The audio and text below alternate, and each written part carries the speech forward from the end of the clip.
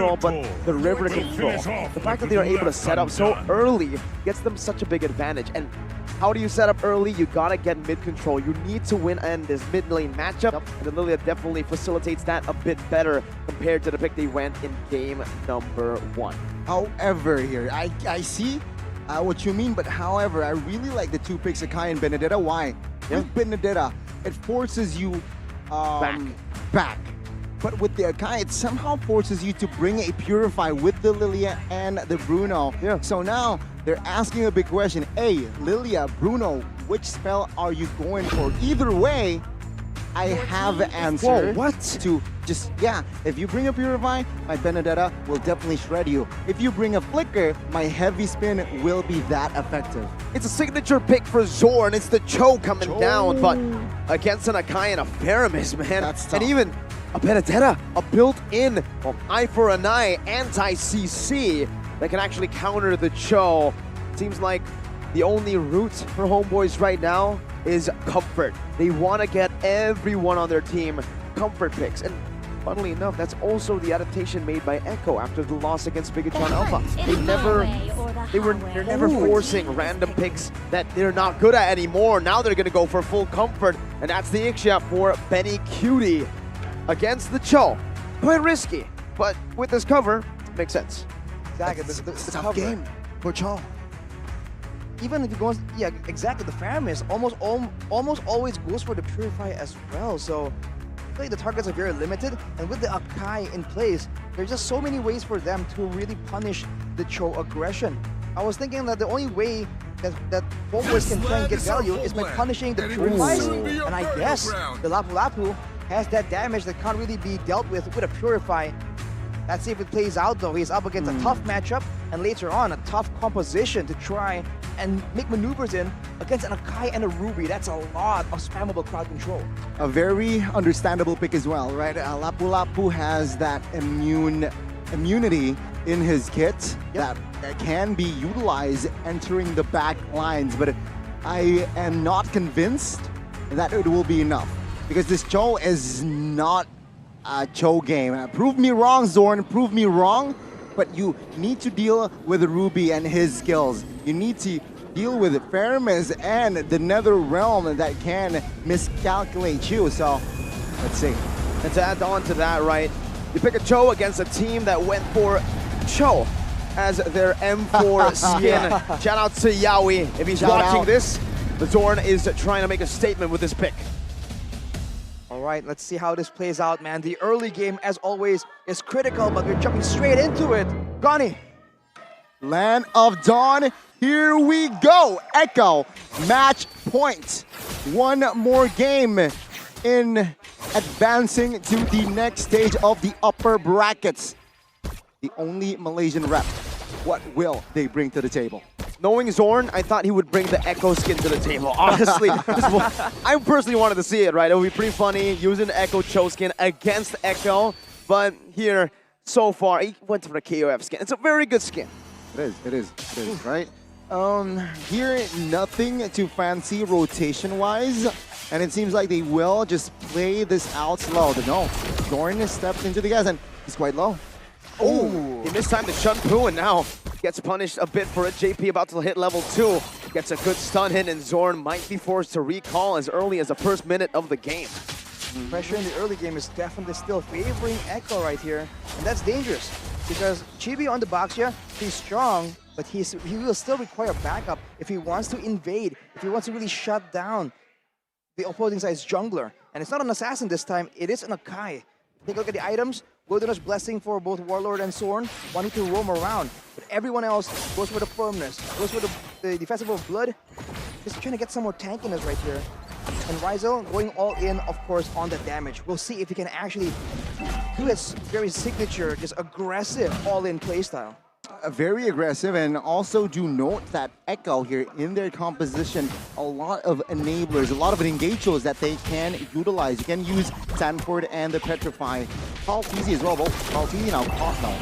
Some good poke. It actually forces out a heavy spin, and this will give Homebois a significant advantage coming into the first turtle. Karltzy still wants to fight for it though. Zorn already positioning himself over as a shield unity to try to knock Karltzy out, and he do actually doing well. Karltzy zoned away as a turtle secured by Chibi as another realm comes down from Sanji defensively. Sanford taking low, still able to dash one more time into the back. The Shadow Stampede brings Chibi and Sapat back to JP, but there's no follow-up damage. Meanwhile, Sapat finds Sanford in the bush. Barely. Sanford still gets out. Wow. No casualty from the fight, though the Newts will be secured by Homebois. And Echo now, they need some compensation here. They need more cross-map plays perhaps, but Zorn is there already with the recalls as well. Again, Echo here, they have a lot of engagement, so let's see here. They have JP, they have Sanford, though with no Petrify, he will definitely tone his game down a bit. Homebois trying to get a bit more aggression, especially in the river, according with their name, with their reputation. They're making from Lapel, but now 1v1 won't amount to much. But Homebois is definitely working against the clock. They don't want to deal with a late game Faramis and a late game Ixia. That's a dash. They know Sapat has already used the Bravest Fighter. A bit of a miscommunication there, but Zorn gets a good way the dragon. Sanji pops that Purify instantly. Zorn with a little cheeky little emo there. Pops it in. And it's an all-even game here again. Going Homebois, JP looking for an angle perhaps, but is Echo, what is their play here? Do they have enough firepower in the early game to really contest a 5v5 rush? Or 4v4? They like a bit of damage. They gotta get Sanji some resources first. He needs some items, because unlike previously, right, the Akai has some damage, but it's not nearly as effective or as meta as the Fredrin. So without that, and without extra damage from the Roamer as well, the Ruby has spammable skills, but not a lot of damage. I think if they want to go into a fight too early, it might be damaging for them instead, because by default, Warlord has so much more spammable damage. It will swing the tides in their favor. Okay, 4 minutes in now, and the turtle has spawned.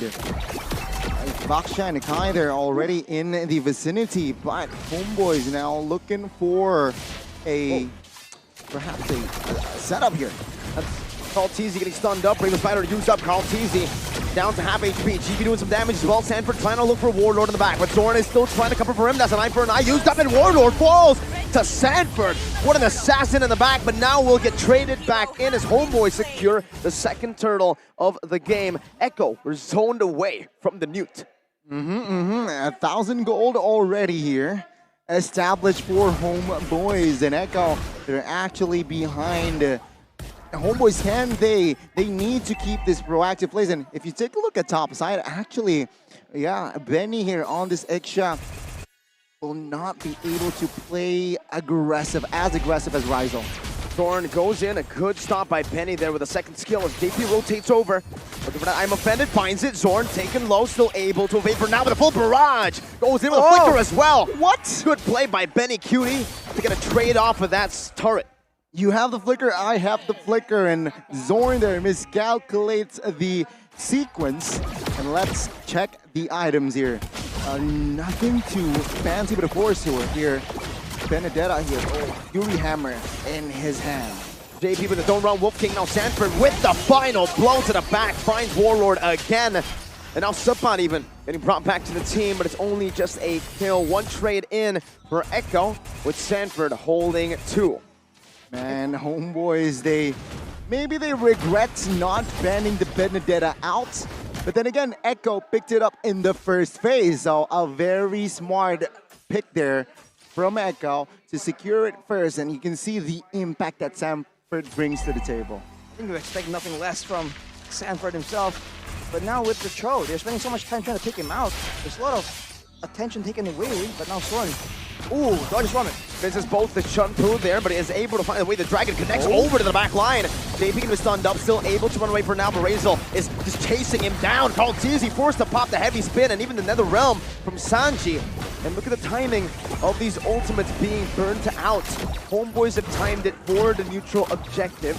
This time the third turtle of the game, and Chibi has found all of the turtles so far. The third one should be going to Homebois for free. Karltzy has no heavy spin, and in the mid lane as well, they don't even have that mid pressure to control it. Homebois complete 180 in game number 2.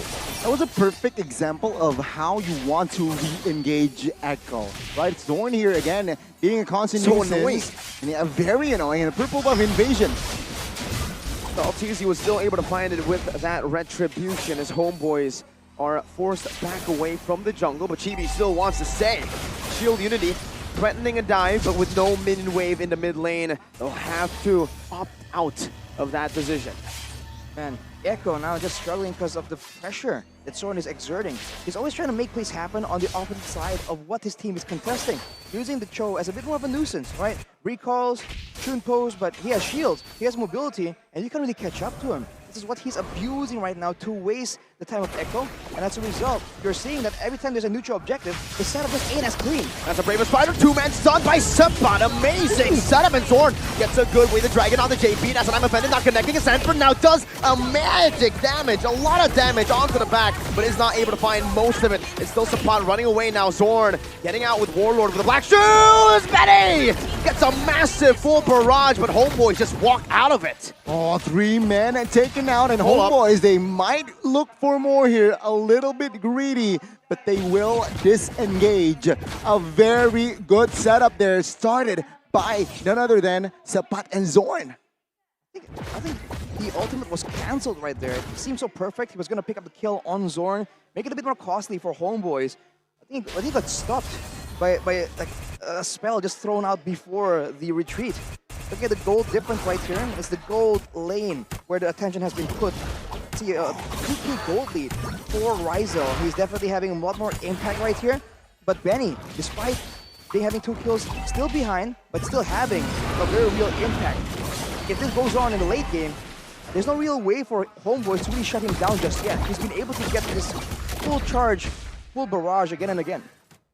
Homeboys, they are controlling this game, in the second game of the series, ladies and gentlemen, and they want more. Don't run Wolf King. Altizzi now bringing Sabat all the way back, but he finds the Bravest Spider. Not in time, it's cancelled out. Now he can go for it again. Jumps into the back, another round to defend.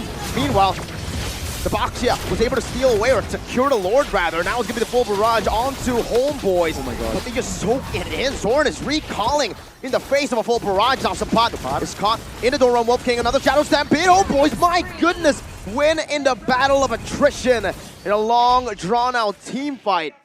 Homeboys got the Lord and the kill.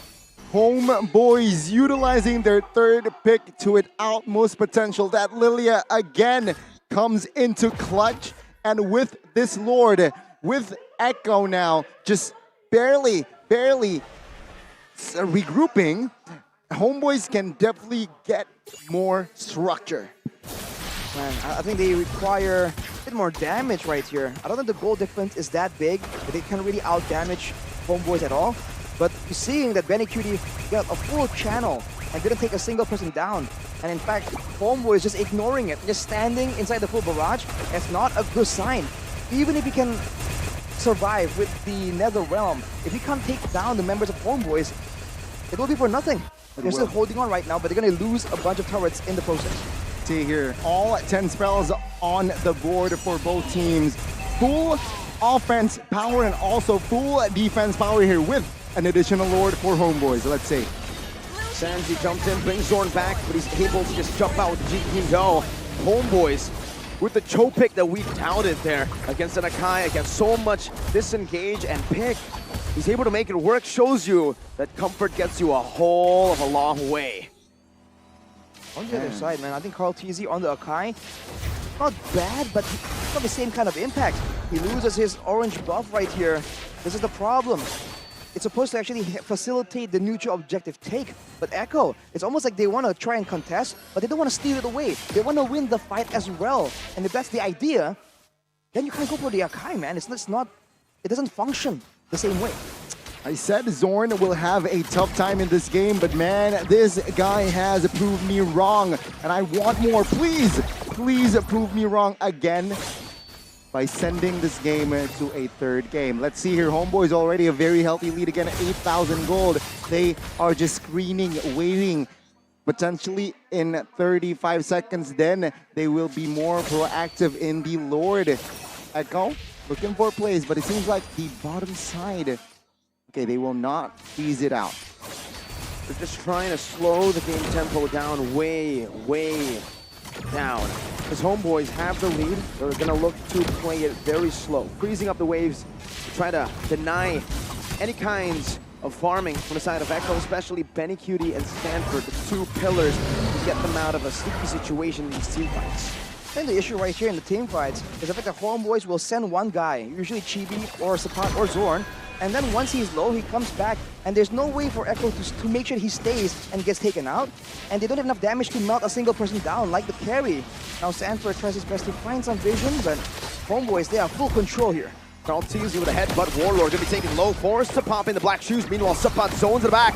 Jordan looking for the play now, pops in away. The Dragon gets Sanji, and Warlord's right there to follow it up. Sanji's still able to maneuver around. Rizzo picks up the Lord right now as Sanji falls in the back, has the passive to get back up in 5 seconds. But Carl Teasy will be taken down as well, and now Homebois are going for the base turrets. Great positioning by Zorn, great timing as well as they look and move onwards. Electro final blow. Chibi brought back way into the base turrets of Echo. Takes him down at HP bar to half HP, but he's still able to maneuver out with the Puissance. Unfortunately, the Ammo Bandit wasn't available for JP. It could have been a great pickoff, but let's take a look at the player's gold. Rizal just all the way up there. And second is Warlord. It's facilitating the clear again and again. Benny isn't too far behind, but in the gold lane matchup, dude, what is this, like a 3K gold lead more or less? That is massive. It's massive, and this potentially might be the final push here. Homebois, can they close the gap? Oh my god, whoa! Sanji just disappeared! The one-shot damage coming from Rizal, but the combo in the back as well. It's gonna be Rizal pops the Wind of Nature to equalize in game number 2, bringing the series all the way to 3 games. Woo. Homebois, they were able to rise above their opponent, and that is Echo in this match, and force this series on towards a game 3. Ladies and gentlemen, the whole Malaysia stand up